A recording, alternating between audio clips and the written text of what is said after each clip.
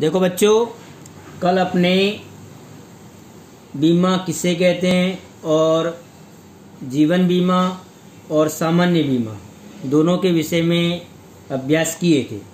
आज अपने डाक व्यवहारी सेवाओं के विषय में अभ्यास करेंगे।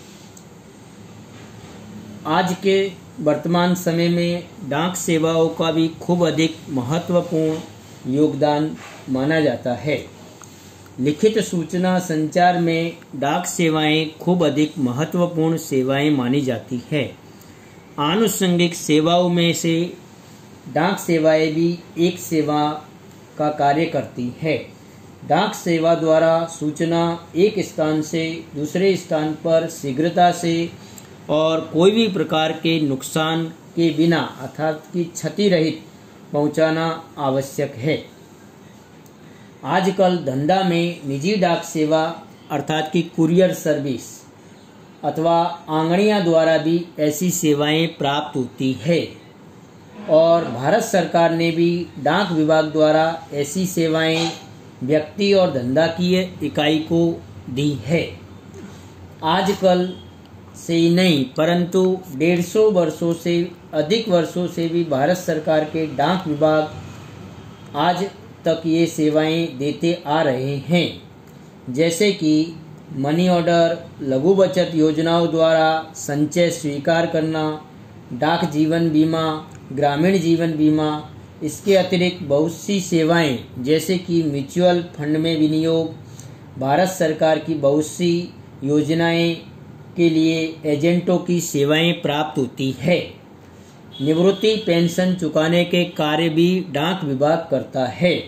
डाक विभाग को बैंकिंग सेवाओं के लिए भी आज्ञा प्राप्त है और इसमें डाक विभाग अन्य बैंकों की तरह ही ग्राहकों के बचत खाताओं को खोलकर सेवाएं देता है। डाक विभाग की भारत में 1,50,000 से भी अधिक पोस्ट ऑफिसें हैं, जिसमें लगभग 90% अर्थात कि 90% पोस्ट ऑफिस ग्रामीण विस्तार में देखने को मिलती है। डाक व्यवहारी सेवाओं में निम्नलिखित व्यवहारी सेवाओं का समावेश होता है। उसमें सर्वप्रथम दिया है सामान्य डाक पत्र। सामान्य डाक पत्र में भेजी जाने वाली सूचना पत्र या लिफाफे के रूप में भेजी जा सकती है, जिसे अपने पोस्ट कार्ड, अंतर्देशीय कार्ड या लिफाफा के रूप में जानते हैं, जिसमें सूचनाओं को लिखकर एक स्थान से दूसरे स्थान पर सरलता से भेजी जा सकती है। इस प्रकार की सेवा में थोड़ा समय अधिक लग सकता है, परंतु सूचनाएं कम खर्च में प्राप्त हो सकती है। दूसरी सेवा है पंजीकृत डाक या रजिस्टर्ड पोस्ट। डाक विभाग द्वारा पंजीकृत डाक अर्थात की रजिस्टर्ड पोस्ट की सेवाएं प्राप्त होती है। पंजीकृत डाक जिसको भेजी गई हो उसे ही डिलीवरी दी जाती है। इस सेवा के लिए सामान्य डाक की तुलना में पोस्ट विभाग को अधिक मूल्य की भरपाई करनी पड़ती है। यदि भेजने वाले को पंजीकृत डाक भेजे गए व्यक्ति को मिली है या नहीं, इसका प्रमाण या उसके हस्ताक्षर चाहिए तो रसीद एक्नॉलेजमेंट ड्यू, रजिस्टर्ड एडी अथवा रजिस्टर्ड एक्नॉलेजमेंट ड्यू प्राप्त करने के लिए डाक विभाग को अधिक रकम की भरपाई करनी पड़ती है और डाक विभाग से अपने को पत्र सामने वाले व्यक्ति को प्राप्त हुआ है ऐसा एक साबिती प्राप्त होती है। तीसरी सेवा पार्सल सेवा। आजकल हमारे डाक विभाग से वस्तु के परिवहन के नियम द्वारा प्रतिबंधित न हो ऐसी सभी वस्तुएं एक स्थान से दूसरे स्थान पर भेजी जा सकती है, जिसे हम पार्सल की सेवा कहते हैं। इस प्रकार यदि आवश्यकता हो तो पार्सल को कोई भी प्रकार से हानि हो, खो जाने का भय हो या कोई प्रकार से और क्षति हो तो उसके लिए डाक विभाग से पार्सल बीमा लिया जा सकता है। किसी भी पोस्ट ऑफिस से पार्सल की बुकिंग की जा सकती है। पार्सल भेजने वाला पार्सल भेजने का शुल्क पोस्ट ऑफिस को भरपाई करके इस प्रकार की सेवाओं को प्राप्त कर सकता है, जिसे हम पार्सल सेवाएं कहते हैं। अगली सेवा है BPP, वैल्यू पेएबल पोस्ट या वैल्यू पेएबल पार्सल, जिसे कहते हैं कोई भी उत्पादक या व्यापारी ग्राहक के ऑर्डर के अनुसार पार्सल से डाक द्वारा जब माल भेजता है, तो ऐसे समय पर जब माल प्राप्त हो ग्राहक को, तब पार्सल सेवा का मूल्य तथा माल के निश्चित मूल्य का भुगतान डाक विभाग को करना पड़ता है। ग्राहक डाक विभाग को इस प्रकार का मूल्य चुकाकर अपनी पार्सल प्राप्त कर सकता है, जिसे हम वैल्यू पेएबल पोस्ट या BPP के नाम से जानते हैं। फिर स्पीड पोस्ट अगली सेवा स्पीड पोस्ट ऑब्लिक पार्सल। डाक विभाग द्वारा भारत में निश्चित स्थानों के लिए शीघ्र डाक या पार्सल सेवा निर्धारित की समय में डिलीवरी प्राप्त होगी, इस विश्वास के साथ स्वीकार करता है।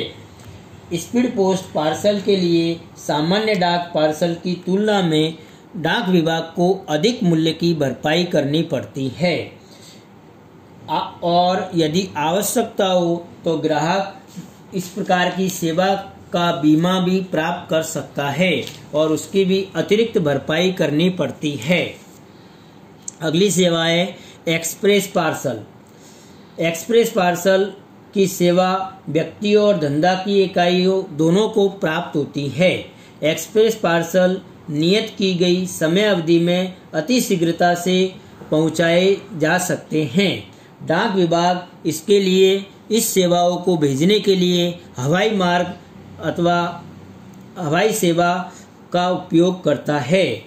स्पीड पार्सल की तुलना में इसका मूल्य खूब अधिक होता है, अर्थात कि अधिक मूल्य की भरपाई डाक विभाग को करनी पड़ती है। इसे हम एक्सप्रेस पार्सल के नाम से जानते हैं। ये सब सेवाएं डाक विभाग की मतलब पत्र व्यवहार की सेवाएं और पार्सल सेवाएं हुई।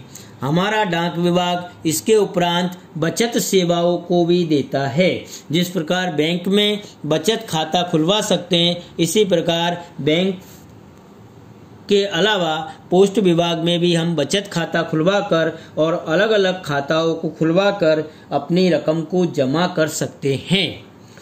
बचत सेवाएं अर्थात कि डाक विभाग बैंक की तरह ही सेवाएं प्रदान करता है।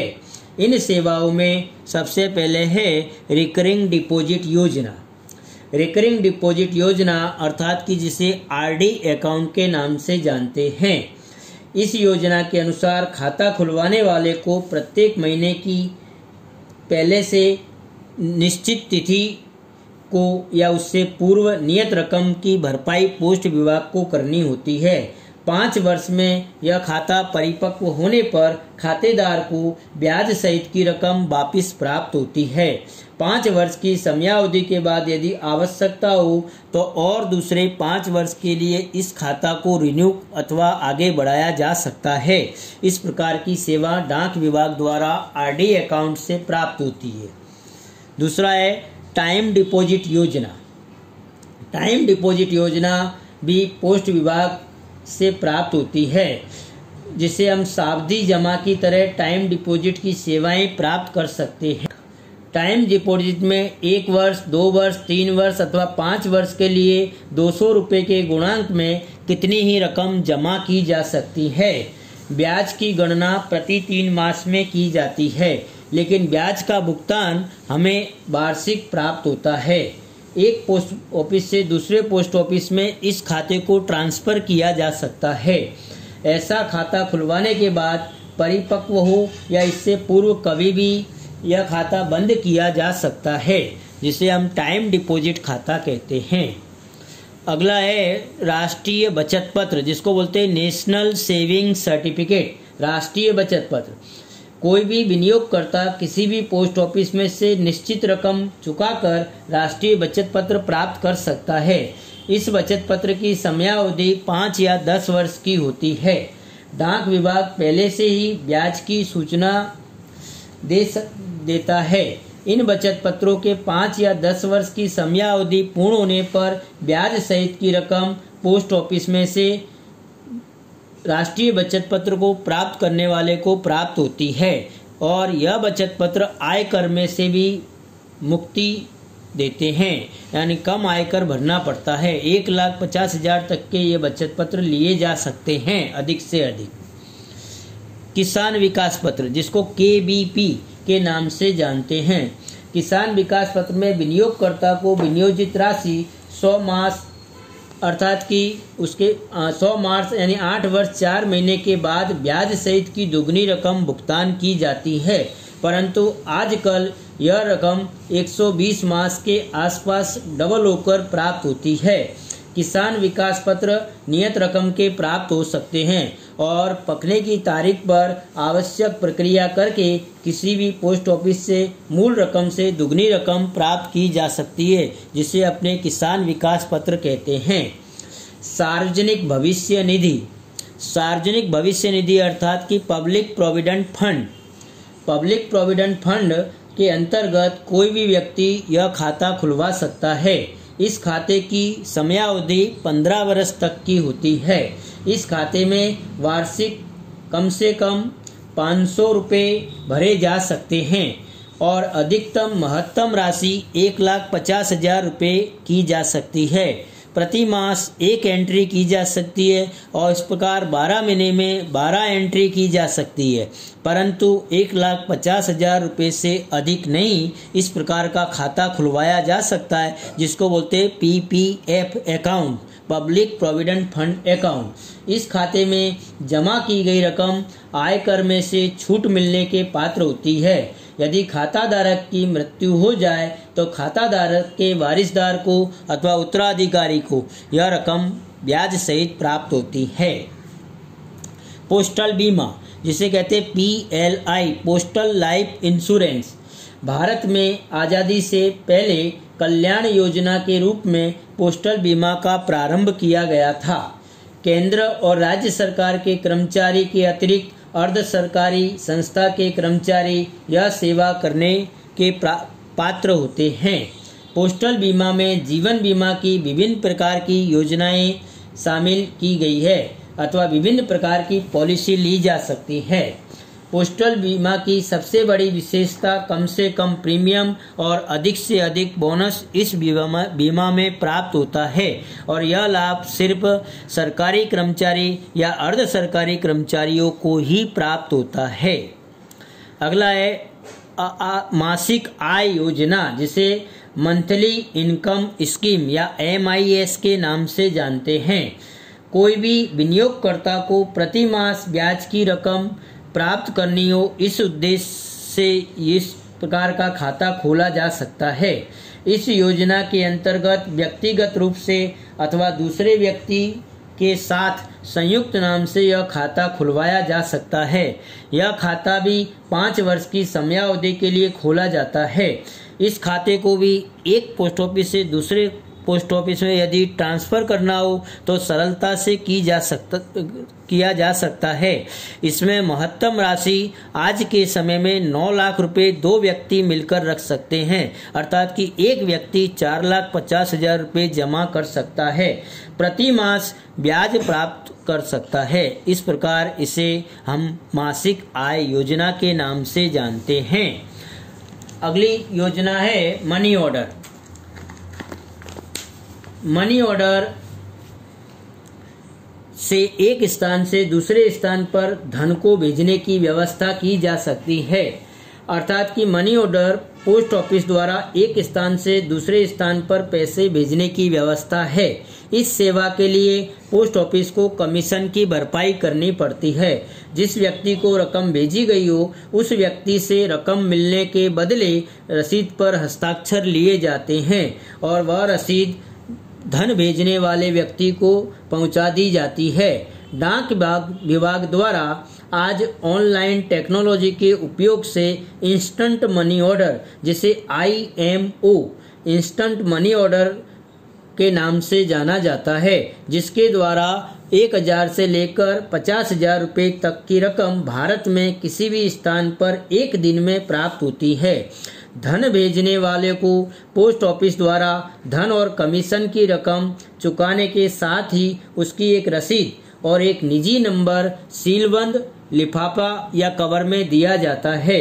धन भेजने वाला जिसको धन भेजना चाहता हो उसको यह निजी नंबर देता है। धन प्राप्त कर्ता द्वारा फोटो वाला एक परिचय पत्र और निजी नंबर पोस्ट ऑफिस में प्रस्तुत करने पर मनी ऑर्डर की रकम प्राप्त की जा सकती है। डाक विभाग द्वारा ई मनी ऑर्डर की सेवा भी प्रारंभ की गई है, जिसे बोलते इलेक्ट्रॉनिक मनी ऑर्डर। यह सेवा विभिन्न निश्चित की गई पोस्ट ऑफिस में से प्राप्त होती है। मतलब सभी पोस्ट ऑफिसों में प्राप्त नहीं होती, परंतु जो डाक विभाग द्वारा निश्चित की गई हो उन पोस्ट ऑफिस में से प्राप्त की जा सकती है। इलेक्ट्रॉनिक मनी ऑर्डर में धन दूसरे दिन ही व्यक्ति को उसके पते पर प्राप्त हो सकता है। इलेक्ट्रॉनिक मनी ऑर्डर द्वारा 1 रुपये से लेकर 5,000 रुपये तक भेजे जा सकते हैं। पैसा भेजने के लिए डाक विभाग वेब सर्विसेज और अपने कंप्यूटर नेटवर्क का उपयोग करता है। इलेक्ट्रॉनिक मनी ऑर्डर में ऑनलाइन टेक्नोलॉजी का उपयोग किया जाता है। इसके लिए पैसा भेजने वाला प्रत्यक्ष रूप से पोस्ट ऑफिस में जाकर अपने कंप्यूटर या मोबाइल द्वारा डाक विभाग की वेबसाइट पर जाकर ऑनलाइन फॉर्म भरता है। इलेक्ट्रॉनिक फॉर्म में जिसको पैसा भेजा जाता है उस व्यक्ति का नाम, उसका पता, पिन कोड नंबर लिखना आवश्यक होता है। 24 घंटे में यह धनराशि व्यक्ति को उसके पते पर भुगतान की जाती है। पैसे प्राप्त करते समय फोटो वाला पहचान पत्र डाक विभाग द्वारा दी जाने वाले को बताया जाता है। इलेक्ट्रॉनिक मनी ऑर्डर के साथ आवश्यक हो तो निश्चित संदेशों में कोई एक संदेश धन प्राप्तकर्ता को भेजा जा सकता है। उपरोक्त सेवाओं के उपरांत डाक विभाग अन्य गौण सेवाएं भी देता है, जैसे कि डाक विभाग द्वारा बहुत सी सेवाएं उपलब्ध होती है। विदेशी मुद्रा की खरीदी बिक्री, विदेशी मुद्रा में ट्रैवलर्स चेक, विदेशी मुद्रा में पूर्व संग्रहित की गई रकम का कार्ड जिसे डेबिट कार्ड के नाम से जानते हैं, विदेशी मुद्रा में ड्राफ्ट, विविध म्यूचुअल फंड में विनियोग, भारत सरकार की बहुत सी योजनाओं के फंड में विनियोग, भारत सरकार की बहुत सी योजनाओं के एजेंट के रूप में सेवाएं, बैंकिंग सेवा, पेंशनरों के बचत खाते में पेंशन का भुगतान, रेलवे की टिकट बुकिंग इत्यादि सेवाएं भी आजकल हमारा डाक विभाग देता है। डाक विभाग की मालिकी भारत सरकार की है, इसलिए डाक विभाग पर लोग अधिक विश्वास करते हैं।